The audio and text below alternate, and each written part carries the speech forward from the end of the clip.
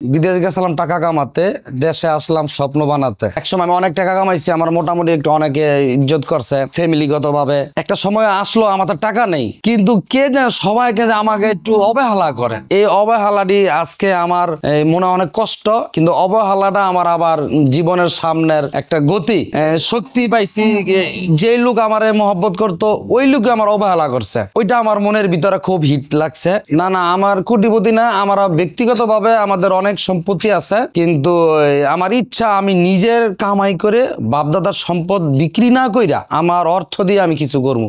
আমার লক্ষ্য তো কোটিপতি হওয়া না। আমার 10টা সেক্টর থাকবে, আমার যদি এক একটা সেক্টর থেকে 10,000 আছে, 10টা সেক্টরে 1,00,000 টাকা। আমার উদ্দেশ্য এটা, আর কিছু না। এই এখন তো আমার 4টা রানিং চলতেছে। চিন্তাধারা এই তো মোটামুটি সচ্ছল ভাবে সবার ফ্যামিলি নিয়ে ভালোভাবে বাঁচতে চাই। আমার উদ্যোগে জানি আর একজনে দেখে আমার মতন করতে পারে, এটাই আমার কামনা। পরিবার থেকে অনেকে যে বলছে তোমার এইসব আর দরকার নাই, তুমি আবার পুনরায় বিদেশ চলে যাও। আমি তো বলছি না, আমি অনেক বছর বিদেশ করছি, আমি দেখি দেশে ছোট ছোট উদ্যোক্তা হতে চাই। আম্মা ভাই সবাই আমাকে বলছে এই তুমি 40-45 লাখ টাকা মাইর খাইছো, তারপর তোমার এই শিক্ষা হয় নাই, তুমি আবার এইসব করার জন্য এই পাগল হয়ে গেছো। আমি ধরো বোঝাইছি না, মানুষ তো বারবারই হোঁচট খায় না, আমি ছোট ছোট আকারে করবো। আমি বিদেশ ছিলাম প্রায় তো 10 বছরের মতন ছিলাম। দেশে আসার পরে মোটামুটি যে বেকারই ছিলাম, কি করবো এখন টেনশন। পরে এক পর্যায়ে চিন্তা করলাম কিছু তো উদ্যোগ নেওয়া দরকার। তো আমাদের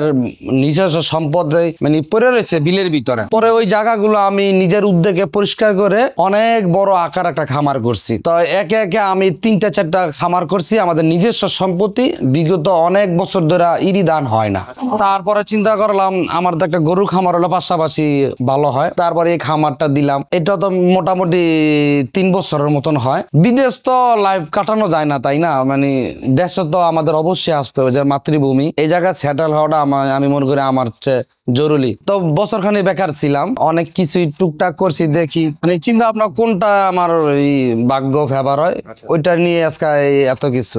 প্রথম আমি একটা হুঁশিয়ারি দিয়েছিলাম, তো ওইটাতে আমি মোটামুটি 20 লক্ষ টাকা মাইর খাইছি বিভিন্ন পারপাসে। তারপরে আমি মৎস্য খামার বিদেশ থেকে কামাই নিয়ে আইছিলাম, আমার বিভিন্ন পাঠি মাল নিয়ে আমার তো টাকা মাইরে দিচ্ছে অলরেডি। বিদেশের যে আমার যে সারা জীবনের সঞ্চয় টাকাগুলো আমি একেবারেই ধ্বংস হয়ে গেছি। তারপরে যাই হয়েছে এটা আমি নিজের পরিশ্রমে তিলে তিলে আজকে আমি এই পর্যন্ত।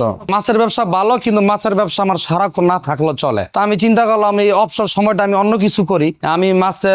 আমি রেনু চাষ করি। আমাদের অত্ত এলাকায় আমার চেয়ে ভালো রেনু কেউ চাষ করতে পারে না। আমার রেনুটা খুব ভালো হয়, আমি রেনু ভালো চাষ করতে পারি। আমার আবার মৎস্য খামারের গরুর খামারের লাইসেন্স আছে, আমি ট্রেডিং প্রাপ্ত একজন লোক। বিদেশ আসার পরে টাকা মার খাওয়ার পরে আমি আবার ট্রেডিং দিছি, ট্রেডিং আমার সনদ আছে। তো এরপর থেকে তো আমি মোটামুটি ইনশাল্লাহ সাকসেস। আমার ঈদের আগে প্রায় তো 150 গরু ছিল, কুরবানির উদ্দেশ্যে গরু তুলছিলাম, ওটি সব বিক্রি হয়ে গেছে। 120+ গরু বিক্রি হয়েছে। প্রথম শুরু করছিলাম এই 2টা গাবি দিয়া, 2টা গাবির অনেক পুঁজি কষ্ট করে নিয়া, তারপরে 2টা গাবি থেকে আমি একটু বেচা কিনা করলাম, এর থেকে কিছু মুনাফা হইলো। এই আস্তে আস্তে আমি আরো অনেক পারপাসের টাকা নিয়ে আমি আস্তে আস্তে শুরু করলাম। আসলে মানুষের মনের ইচ্ছাটা সবচেয়ে বড় জিনিস। আমার মনের ভিতরে ইচ্ছা ছিল আমার এই স্বপ্নটা আমি বাস্তবায়ন করব। একবার বাধা হয়েছে, তাতে কি হয়েছে, আমি আবার শুরু করছি, আবার সামনে আগাইছি, সামনে আরো ইনশাল্লাহ সফল হওয়ার চেষ্টা আছে।